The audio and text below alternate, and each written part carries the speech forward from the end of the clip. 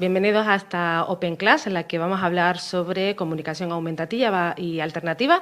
Tenemos con nosotros a Irene Cantero, logopeda, experta en comunicación aumentativa y alternativa, experta también en trastorno de espectro autista, profesora también de la UNIR y pues logopeda también, directora de Ojana, Clínica Infantil.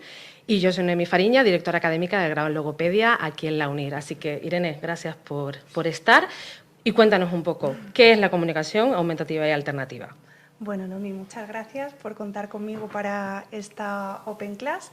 La comunicación aumentativa alternativa pues, son una serie de herramientas que sirven para aumentar el lenguaje oral de las personas con necesidades complejas del lenguaje y la comunicación.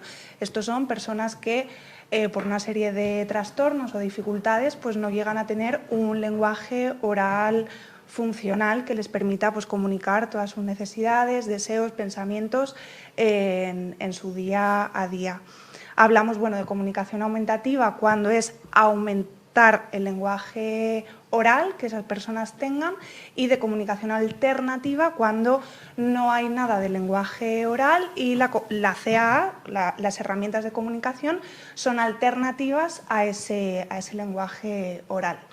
¿Qué tipo de perfiles, ¿no? De personas, porque podemos pensar en el lenguaje oral, que para muchos es como algo muy normal porque lo adquirimos de forma natural, pero ¿qué tipo de perfiles, en este caso puesto en la clínica, en el día a día, ¿no? y que pueden hacer uso o que suelen ser perfiles que tengan más necesidad a este tipo de sistemas de comunicación aumentativa o alternativa? Pues yo, Noemí, estoy muy especializada en infancia, entonces dentro de la infancia, pues donde más se suele utilizar es en personas pues algún tipo de trastorno del neurodesarrollo, pues TDI, trastorno del desarrollo intelectual, TEA, trastorno del espectro autista. En realidad es donde más lo solemos utilizar, también en trastorno motor, como puede ser la parálisis cerebral infantil, donde hay una afectación de la parte del habla, ¿no? Del control muscular.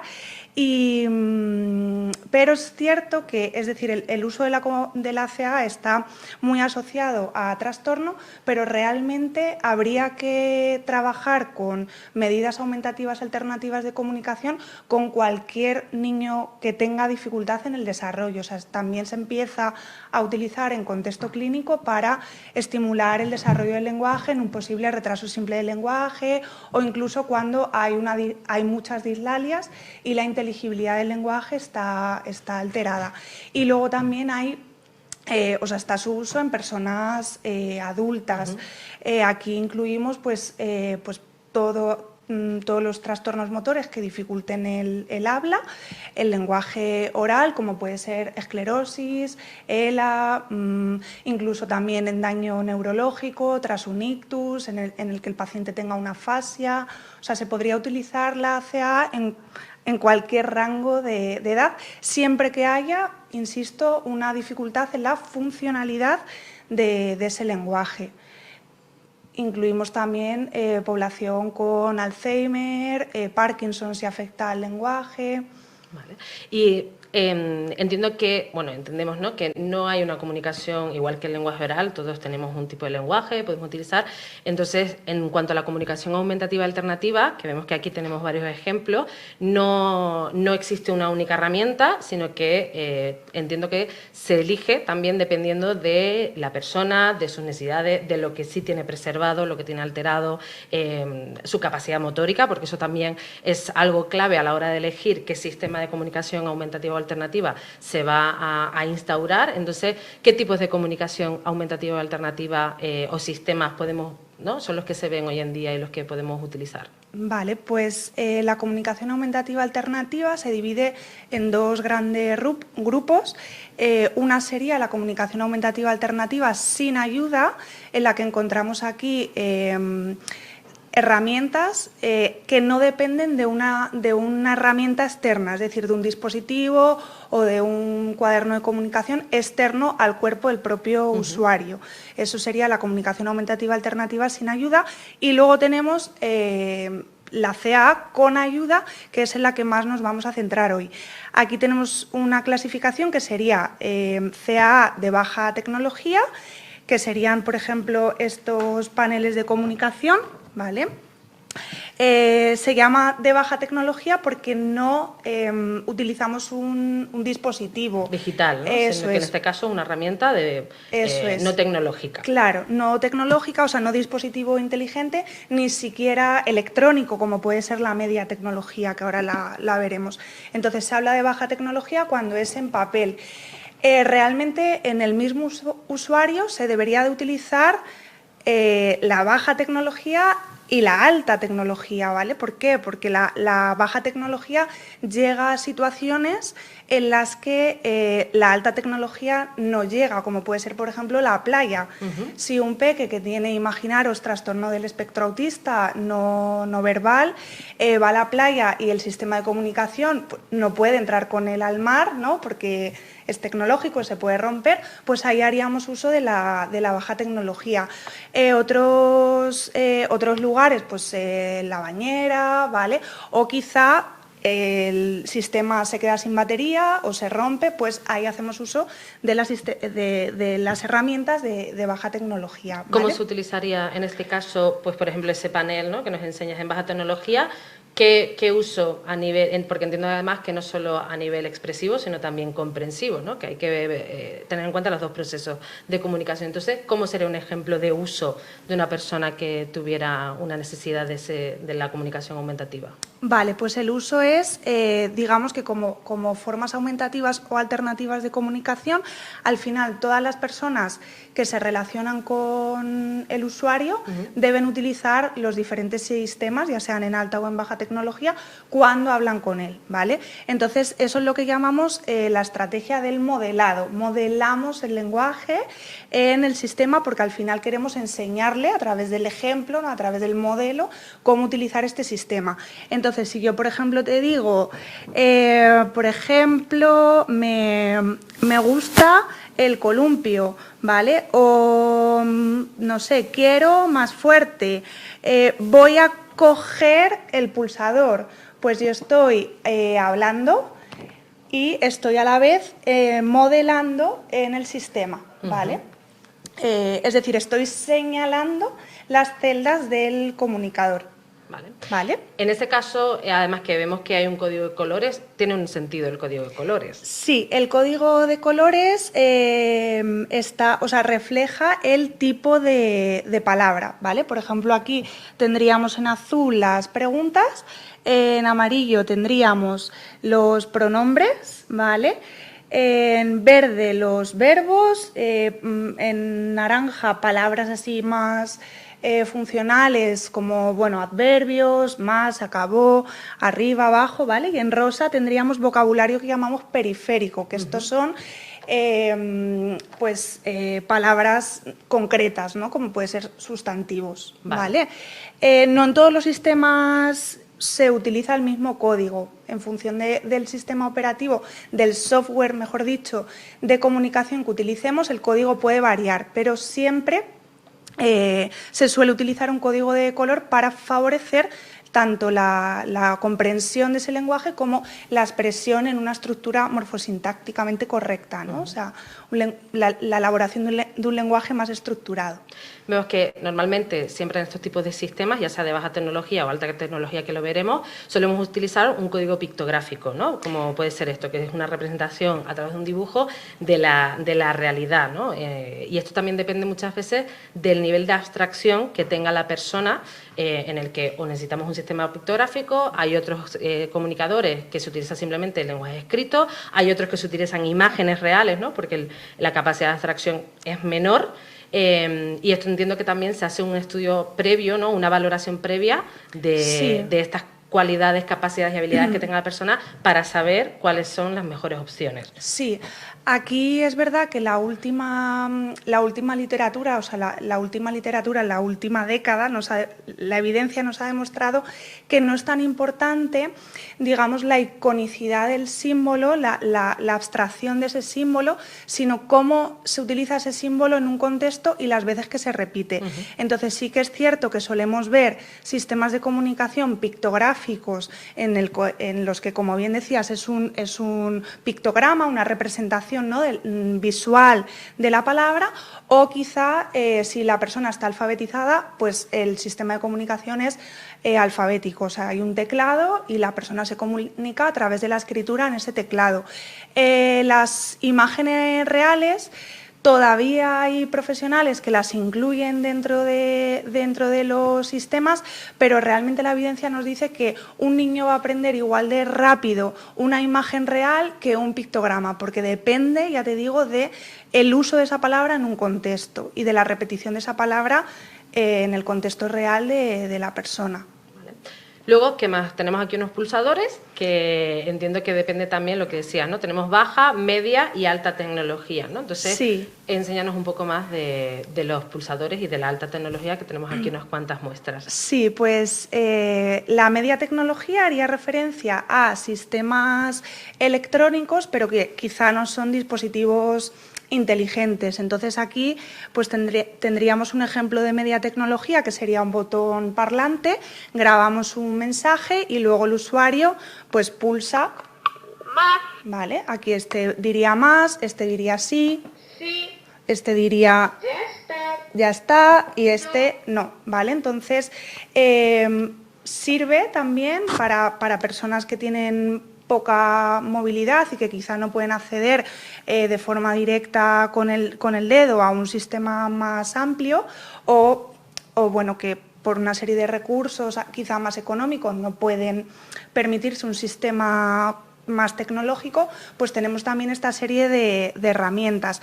A ver, es cierto que un botón con un mensaje, por ejemplo, solamente este dice la palabra más, va a limitar el desarrollo del lenguaje. No es lo mismo este panel, ¿no?, que tiene un montón de celdas, un montón de palabras, que un botón que únicamente decimos una palabra, pero existe la media tecnología y es muy útil también para utilizar. Y para ciertos contextos, ¿no? Que tampoco la comunicación no es excluyente, que no es uno u otro, sino que a lo mejor incluso el mismo usuario, claro, o la misma persona, necesita lo que decíamos, ¿no? Tiene un uso de alta tecnología que ahora veremos, pero en algunos contextos necesita el de baja tecnología, pero en otros a lo mejor muy concretos, en los que son respuestas más cerradas, ¿no? Por ejemplo, con el tema de los pulsadores o los botones, que puede ser una opción, ¿no? Sí.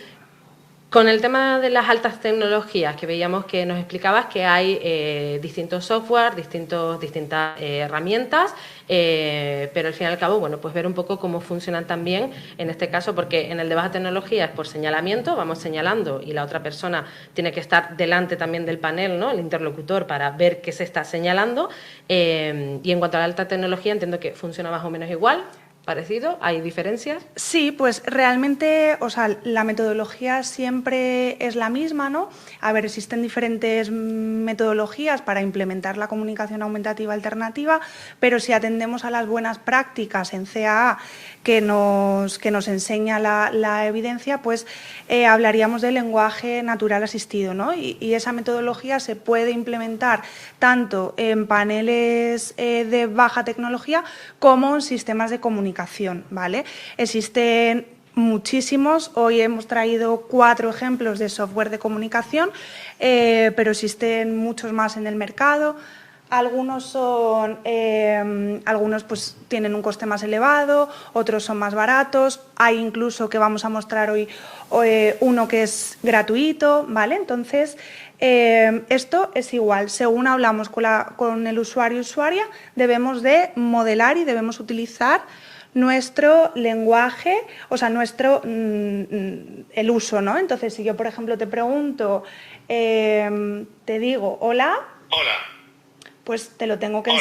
que modelar, ¿vale? Claro, la diferencia de esto, por ejemplo, respecto a esa tecnología aparte es que tiene sintetizador de voz y te comunica con el dispositivo la frase o los estímulos que pulses en el momento, ¿no?, de la Eso es, comunicación. claro. Tiene al final una causa-efecto mucho más evidente para los peques, ¿no? Sobre todo que quizá tienen necesidades, pues al final, si yo le pulso y sucede algo y suena, al final esa causa-efecto va a ser mucho más significativa para el aprendizaje del lenguaje y del intercambio comunicativo. Y luego un aspecto importante de la alta tecnología, que no tiene la baja tecnología, es el feedback auditivo, ¿vale? Yo, por ejemplo, que trabajo con población con autismo, les beneficia mucho ese feedback auditivo incluso para desarrollar ellos lenguaje oral. Entonces, si ellos pulsan y escuchan una palabra, eso va a favorecer que escuchen la palabra, ¿no?, de nuevo, y que tengan ahí un feedback acústico lingüístico correcto que les favorezca desarrollar ese lenguaje oral, ¿vale? Pero la metodología sería igual, es decir, utilizamos el sistema según vamos hablando. Y siguiendo un poco la pauta de interacción que haríamos pues, con cualquier niño o niña que esté desarrollando lenguaje. Es importante hablar, pausar, dar tiempo de espera, ver si el niño no responde, ofrecerle el comunicador para ver si quiere responder a través de él o si quiere utilizar otra forma de comunicación, ¿vale? Entiendo, eso, hay un periodo de adaptación, de instauración, de entrenamiento también del sistema, porque es algo, entre comillas, artificial o que no es adquirido, sino que debe ser aprendido. Pero sí que te quería preguntar, ¿cómo se elige el vocabulario que se selecciona para el comunicador o para el sistema de comunicación? Vale, el vocabulario, o sea, siempre hay que partir de que cuanto más vocabulario le ofrezcamos a una persona, más posibilidades de desarrollo del lenguaje va a tener, ¿vale? Entonces, la literatura habla de que siempre hay que ofrecer o hay que intentar ofrecer un vocabulario robusto, ¿vale? El vocabulario robusto está formado por vocabulario núcleo, que sería el vocabulario que tenemos en pantalla principal. Este vocabulario son unas 500 palabras, ¿vale? Digo en español, o sea, hablo del vocabulario altamente funcional, son unas 500 palabras que utilizamos la mayor parte del tiempo, ¿vale? Que nos permiten, pues eso, desarrollar funciones de la comunicación. Y luego sí que podríamos hacer una adaptación de vocabulario periférico en función de las necesidades que tenga el usuario, ¿vale? Pero bueno, el vocabulario periférico serían campos semánticos, pues partes del cuerpo, sentimientos. Es importante también tener una carpeta de descripción para que los niños y niñas o usuarios de comunicación aumentativa alternativa puedan desarrollar un lenguaje descriptivo, ¿no?, que no solamente les permita pedir lo que quieren, sino que ir un pasito más allá, ¿no?, en la estimulación del lenguaje, y se elegiría así. Luego, un aspecto importante a valorar sería el acceso, es decir, el número de palabras por pantalla y el tamaño de los pictogramas de las celdas va a depender de lo que el usuario o usuaria pueda ver y tocar, ¿vale? No de la supuesta capacidad cognitiva que demuestren, ¿no?, sino de qué habilidades visuales y motoras tiene este usuario y cómo puede acceder, ¿no?, qué puede tocar en el sistema. En cuanto a ser más concisos en el pulso, ¿no?, en la motricidad, etcétera. ¿Qué más tipos de sistemas de alta tecnología nos tienes? Pues mira, tenemos hago un inciso. Por ejemplo, a mí me gusta mucho porque aparte de que no lo tiene este otro, aparte del desarrollo del lenguaje, que es el punto más importante, ¿no?, de implementar un sistema ECA, tiene ciertos apoyos visuales, ¿vale? Esto beneficia enormemente a peques que tienen, por ejemplo, un trastorno del neurodesarrollo y no tienen una buena comprensión del entorno, ¿vale? Esa anticipación visual, pues yo, por ejemplo, si vienen conmigo, pues les enseño, ¿no?, lo que va a pasar a continuación, y esa comprensión de la rutina les va a favorecer también pues estar más tranquilos, tener un nivel de alerta adecuado que les permita aprender, ¿vale? Y luego un beneficio es que tiene también visual timer. Entonces tú marcas, por ejemplo, 1 minuto y empieza a correr, y cuando se acaba suena, que esto también les ayuda mucho, ya os digo, a peques que tengan TEA, ¿vale? Luego tenemos aquí otro sistema que, si os fijáis, el código de color varía un poquito. Por ejemplo, los verbos están en rosa en vez de en verde, los pronombres en naranja. Todo esto son 100% editables, ¿vale? Es decir, que se ve el código de color así, pero luego la persona lo puede editar, ¿vale? Eso es, o sea, ya os digo, se puede editar el número de celdas por pantalla, el color, el pictograma. En referencia a lo que hablabas de la foto real, también se pueden meter imágenes reales dentro del comunicador, ¿vale? Igual, todos tienen salida de voz.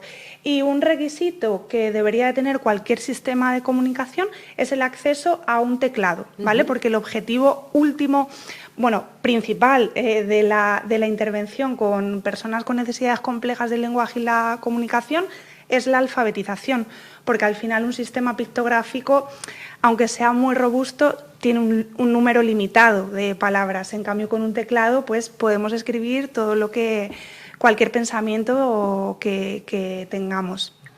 Y veo que no solamente hemos visto todo pues sistemas que son táctiles, en el sentido de que el uso que se hace es tocando el pictograma, tocando el botón, el pulsador, y se va haciendo y tiene una salida de voz, pero que no siempre las personas tienen lo que seamos, ¿no? Pues hay que valorar no solo las habilidades lingüísticas, sino las cognitivas y las motrices y visomotrices. Entonces hay algunos sistemas que tenemos ahora, que simplemente vamos a enseñarlo, que no es con un uso táctil, sino con otro tipo de sistema, ¿no? Claro, es importante, como ya hemos dicho, valorar el acceso de la persona, es decir, cómo la persona va a acceder al sistema, pues si va a acceder de forma directa o indirecta. Cuando hablamos de acceso indirecto, de acceso directo, nos referimos con el dedo, ¿vale? Pero también puede ser con ratón de mirada, que ahora lo explicaremos, ¿vale? La mirada es un acceso directo, no indirecto, porque al final hay una selección directa. El acceso indirecto es cuando, por ejemplo, tenemos un ratón, ¿vale? Y yo muevo el ratón y hay un pulsor y ahí se pulsa, ¿vale? Pero no toco directamente la celda, sino que muevo muevo el ratón. Vale. El ratón, o también existen botones, ¿vale? Y el acceso directo a través de la mirada pues está contemplado para usuarios o usuarias que por su trastorno motor, por su dificultad motora, no puedan acceder, no tengan un buen control manual o del cuerpo y únicamente tengan control ocular, ¿vale? Entonces, ahí es donde tenemos los sistemas de comunicación que se accede a través de la mirada. Esto sería un ratón de mirada, ¿vale? El usuario mira la pantalla y el ratón recoge los movimientos oculares del usuario. Entonces se selecciona a través de los ojos, ¿vale? Al final es un poco el mismo uso que se haría con el dedo, pero con un seguimiento de Efectivamente. mirada. El acceso varía, pero la metodología siempre es la misma, ¿vale? Dentro de lo que es el ámbito de la logopedia, que nos dedicamos a prevenir, diagnosticar y rehabilitar e intervenir en todo lo que son distintas patologías que tengan que ver con patologías de voz, de funciones orales no verbales, como la deglución, audición y demás, y dentro de todo eso está la comunicación, todo lo que es el lenguaje de comunicación. Entonces, ¿qué relevancia tiene el papel de la logopedia, de los logopedas y las logopedas en este tipo, ¿no?, de personas que necesitan estos sistemas y en el trabajo, ¿no? Y qué necesidad real hay de especializarse y de conocer estos sistemas en el ámbito de la logopedia? Pues, como bien has dicho, el logopeda es el profesional clínico especializado, ¿no? en prevenir, evaluar, intervenir todas las dificultades del lenguaje y la comunicación. Entonces, en las personas que tienen necesidades complejas del lenguaje y la comunicación, la figura del logopeda es súper importante, porque al final va a ser el especialista clínico que más conocimientos va a tener para poder hacer una implementación de un software de comunicación o un sistema de comunicación de baja o media tecnología. Digamos que es un poco el eje central en cuanto al conocimiento. Luego la familia juega un papel muy importante, los amigos del usuario juegan también un papel importante, todos los docentes, es decir, el sistema educativo también, ¿vale? Pero digamos que el logopeda es quien debe de tener los conocimientos para evaluar, sobre todo, las habilidades del usuario, ¿no? Como hemos dicho, pues visuales, motoras, cognitivas, lingüísticas, sensoriales. Es decir, cuando hablo de la evaluación, el logopeda va a ser el encargado de evaluar el lenguaje y demás, pero siempre vamos a tener que trabajar bajo un enfoque multidisciplinar, ¿vale? Porque sí que es importante, imaginaros, cuando evaluamos el acceso, la posición, el logopeda tampoco tiene muchos conocimientos sobre la mejor posición o cómo ese usuario procesa la información de la postura o del entorno. Entonces, necesitaremos también un terapeuta ocupacional, necesitaremos un fisio, ¿vale? Pero el logopeda, digamos que es uno de los profesionales que tiene un papel muy importante en la primera evaluación que hacemos del usuario para adaptar correctamente el sistema. Y luego también tiene un papel importante para enseñar estrategias de interactuación a los socios de la comunicación, ¿vale? Es decir, uno de nuestros papeles también es enseñar al resto de interlocutores de la comunicación a tener estrategias comunicativas que permitan al usuario mejorar su lenguaje. Ahí va, ¿no? Que no solamente el hecho del uso de la comunicación aumentativa y alternativa, la finalidad no es que el niño lo sepa usar de forma sistemática, ¿no? La herramienta, sino que al final deseamos que la finalidad de este uso también es la alfabetización, pero sobre todo es la funcionalidad, el hecho de que ese sistema sirva dentro también un poco de teniendo en cuenta los entornos, que sirvan cualquier entorno, ¿no? Con lo que la siguiente pregunta que te quería hacer era, bueno, pues hasta qué punto también es importante y es relevante la participación, por una parte, de la familia o de los diferentes interlocutores diarios, ¿no? Sobre todo con los que se encuentre ese usuario y esa usuaria diariamente, y también qué importante es no solamente centrarnos a nivel de consulta, con una perspectiva como muy clínica que siempre se ha tenido desde la logopedia, trabajar en una consulta, en una mesa, en algo, en cuestiones muy sistemáticas, sino lo importante que es también trasladar ese trabajo al entorno, a la realidad, a la calle, a que no solo haya un uso de la forma y contenido del lenguaje, sino a la pragmática, ¿no? Que al final es lo que se busca. Entonces, en este caso, más relevancia tiene. Fundamental, o sea, fundamental. Es vital para el éxito de la implementación de un sistema aumentativo alternativo de comunicación que se trabaje en el entorno natural. Es muy importante también que el logopeda se actualice, ¿no? y conozca ese cambio, ¿no? Ese cambio de paradigma en el que quizá nos encontramos en este momento, pasar del modelo clínico rehabilitador, ¿no? Médico, en el que trabajamos sentados en un despacho y, como bien has explicado, solamente fomentamos el aprendizaje, la forma y el contenido del lenguaje sin un uso, a sacar la intervención a un entorno natural. Esto es muy importante porque al final yo a mis familias se lo digo, ¿no? El objetivo no es que tu hijo o tu hija sepa comunicarse conmigo. Yo le veo una vez a la semana, 50 minutos. El objetivo es que sepa comunicarse con su hermano, contigo como madre, padre, que sepa comunicarse en un entorno escolar, con los compañeros, ¿vale? Pero evidentemente no solamente depende del usuario, ¿vale? Todo el entorno tiene que adquirir estrategias de comunicación que favorezcan ese desarrollo del lenguaje. Entonces, la intervención en el contexto natural es fundamental y la implicación de la familia en este proceso también es vital, de la familia y también del profesional educativo, amigos, etcétera, ¿vale? Creo que esto es importante en cualquier patología en la que tratemos dentro de la logopedia, el hecho de hacer partícipe al paciente, a sus familiares, a los agentes, ¿no? Todos aquellos agentes con los que haya una comunicación diaria, no solo con población infantil, sino que también decíamos, ¿no? Estos tipos de sistemas de comunicación aumentativa alternativa también son aplicables y son útiles para otro tipo de perfiles como personas con afasia, esclerosis lateral amiotrófica, y lo importante que es que haya una funcionalidad y el hecho de empezar a intervenir también en el entorno, de sacarlo fuera bajo también los intereses, de que también sobre todo con adultos yo creo que se ve más porque muchos de ellos tienen un nivel de conciencia mayor, obviamente, que pues claro, necesitan ver esa funcionalidad que para ellos al final es la recompensa, ¿no? Porque al fin y al cabo la comunicación no es más que una interacción en la que tú esperas una recompensa, en este caso social muchas veces, como es algo tan básico como ir a pedirte un café al bar de siempre, ¿no? Y el hecho de que puedas tener otra herramienta que te ayude a eso, ¿no?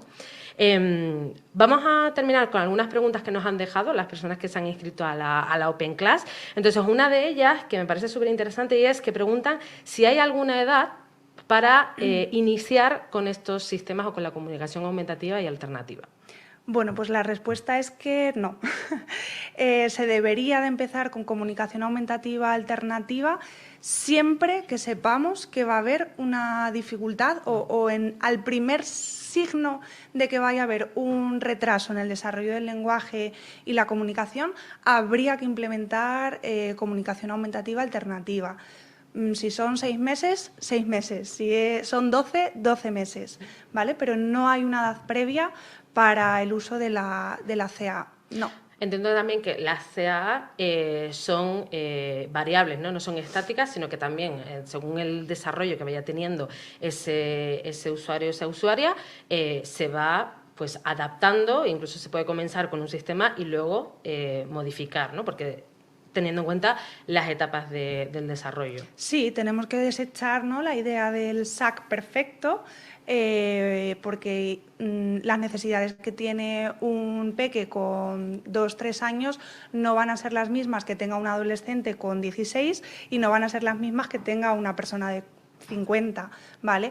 Esto es extrapolable al lenguaje oral, ¿no? El vocabulario que utiliza un niño de 4 años no es igual que el que utiliza un niño un adolescente de 16. Entonces el SAC se tiene que ir adaptando en función de la necesidad, ¿no?, del usuario y de su fase evolutiva. Un adolescente de 18 años pues tendrá que tener chistes, tendrá que tener palabrotas, tendrá que tener frases que le permitan pues eso, un uso del lenguaje, un uso social como una persona que utiliza el lenguaje oral, ¿vale? El cambio del sistema tendríamos que hacer partícipes a los usuarios, es decir, preguntarles qué palabra necesitan, qué palabra quieren, enseñarles a meter esa palabra ellos mismos para que ir trabajando esa independencia comunicativa. Eso es.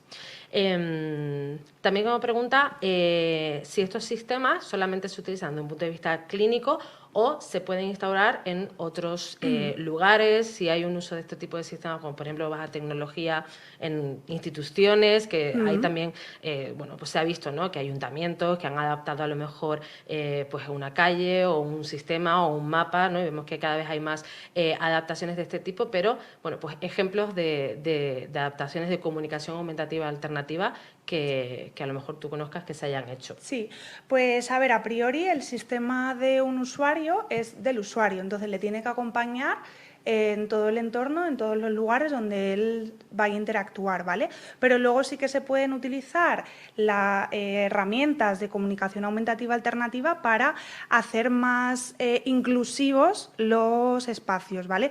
No se debería de confundir herramientas de comunicación aumentativa alternativa con apoyo visual, ¿vale? Lo que estamos acostumbrados a ver, por ejemplo, en ayuntamientos, hospitales que empiezan a pictografiar los lugares, eso es un apoyo visual que permite comprender mejor el espacio, ¿no? Pero no permite comunicar más allá de esto es el ayuntamiento o este es el hospital. Entonces sí que se empieza ya a utilizar. Por ejemplo, el mes pasado nosotras generamos un panel de baja tecnología como este, pero adaptado a la Policía Nacional de Torrejón de Ardoz. Entonces les generamos una estrategia, una herramienta de comunicación aumentativa alternativa, un panel como este, con vocabulario más adaptado, como puede ser coche de policía, ambulancia, comisaría, hospital. Y entonces lo llevan ya en todos los coches patrulla. Si tuviesen una situación en la que se encuentran con una persona no verbal, o ya no solamente no verbal, una persona que no comprenda el español. Como puede ser un inmigrante, una persona inmigrante, una persona también sorda, a lo mejor que sea usuaria de lengua de signos. Eso es, eso es. Entonces ya la Policía Nacional de Torrejón de Ardoz tiene un panel que les va a permitir comunicarse cuando la efectividad, la eficacia comunicativa se vea comprometida. Que se puede preparar incluso pues para centros hospitalarios, para ambulatorios, ¿no? O sí, bueno, para todo, sí, pero... Se puede preparar en pequeño, ¿vale? Como estos paneles, o se pueden preparar en formato grande, a lo mejor para la entrada a un hospital y que esté en la entrada y que sea un cartel grande para que las personas lo puedan utilizar. Pues terminamos con una última pregunta que nos dicen y nos preguntan que hemos hablado de uno de los perfiles de usuarios que suelen tener una necesidad, no todos, ¿no? Son niños con trastorno de espectro autista, dependiendo de los niveles, ¿no? Y de las habilidades que tengan preservadas, pero nos preguntan sobre el TEA, sobre los trastornos de espectro autista, ¿qué factores crees que están influyendo en el crecimiento, por lo menos en los diagnósticos hoy en día, en los últimos años, de los niños con TEA? Pues mucha gente está detrás de esa respuesta. Hay muchas investigaciones actualmente que están intentando dar respuesta y todavía no hay nada concluyente. La realidad es que bueno, influyen muchos factores, ¿no? Se habla de un motivo multifactorial en el que dependen, pues, desde que digamos el proceso de evaluación es más preciso y por lo tanto no es que haya más, sino que se detectan más. Y luego también se habla de cómo afecta nuestro ritmo de vida, ya no hablo, o sea, nuestras costumbres de vida, ¿vale? Como eso quizá esté afectando pues a la información genética y eso provoque que haya más trastornos del neurodesarrollo. Es cierto, de hecho, por ejemplo, en Estados Unidos el último estudio es que 1 de cada 34 nacimientos tiene trastorno del espectro autista, o sea que ha aumentado en los 3 últimos años considerablemente. Pero la causa no se sabe. Se habla de pues, una causa que depende de varios factores. Yo a nivel, esto no hay evidencia, pero a nivel práctico sí que, por ejemplo, tenemos contacto con el servicio de neurología del Hospital de Torrejón de Ardoz y también nos han hablado de que el último año el aumento de diagnósticos de autismo se ha disparado por 2 o por 3. Entonces, sí, es una realidad y por eso también es importante concienciar, ¿no?, a la población del uso de estas estrategias y que no todas las personas nos comunicamos a través del lenguaje oral, que hay personas que tienen necesidades complejas del lenguaje y la comunicación y que haya cierta concienciación y cierto conocimiento general de estas estrategias para que la inclusión de estas personas se convierta en una realidad. Creo que tenemos tiempo para una última pregunta y con esta ya sí terminamos. Y es, durante mucho tiempo también se ha hablado de de la lengua de signos y se ha incluso etiquetado como un sistema de comunicación alternativo y aumentativo, ¿no? Entonces, que es algo que ya se está rompiendo, que la lengua de signos es una lengua además reconocida, por ejemplo, en España, es una lengua cooficial de Estado, reconocida desde hace años. Entonces, ¿por qué no se considera, o sea, por qué no tenemos que considerar o etiquetar la lengua de signos como un sistema de comunicación alternativa o aumentativa? Pues justamente por lo que acabas de decir, Noemí, porque la lengua de signos es una lengua oficial, es la lengua materna de muchas personas que no hablan el español a través de la lengua oral. Entonces, la comunidad sorda habla de ella como su lengua, ¿vale? Es cierto que quizá hay muchas clasificaciones que incluyen la lengua de signos, pero porque se complementa, es decir, el uso de los signos a veces sirven como sistemas de CAA sin ayuda, ¿vale? Aquí tendríamos, pues, por ejemplo, el bimodal, los sistemas bimodales que utilizan, según se habla, el signo de la lengua de signos, pero es cierto que la lengua de signos pues tiene su propia estructura morfosintáctica y no es equiparable, o sea, no es aumentativa, nada, es una lengua propia reconocida con su vocabulario, sus estructuras gramaticales que no tienen nada que ver con la lengua oral. Que una cosa es eso, ¿no? Una es la lengua, pero una cosa es hablar de lengua de signos y otra cosa es hablar del uso de signos que provienen de la lengua de signos, que tomamos, por así decirlo, prestado, que yo, por ejemplo, en la clínica lo he usado con los signos, ¿no? El hecho del apoyo de los signos con sistema bimodal con muchos pacientes, pues, síndrome de Down, personas con afasia, trastornos de desarrollo del lenguaje, pero eso, ¿no? Diferenciar que lengua de signos es una cosa y otra cosa cuando hablamos de un sistema aumentativo sin apoyo, que son signos, en este caso sueltos, pero no el sistema lingüístico como tal, como puede ser la lengua de signos. Pues Irene, muchísimas gracias por el tiempo, por habernos explicado y enseñado todo esto, por abrirnos un poquito más los ojos sobre esta diferencia, ¿no?, de hablar y de escuchar, como es la comunicación aumentativa y alternativa. Muchas gracias a ti, Noemí, y un placer. Así que nada, muchísimas gracias también a todos los asistentes y bueno, pues animaros a seguir indagando sobre estos temas, sobre la logopedia y sobre lo que es la rehabilitación del lenguaje, que hay mucho todavía por descubrir. Así que gracias por todo.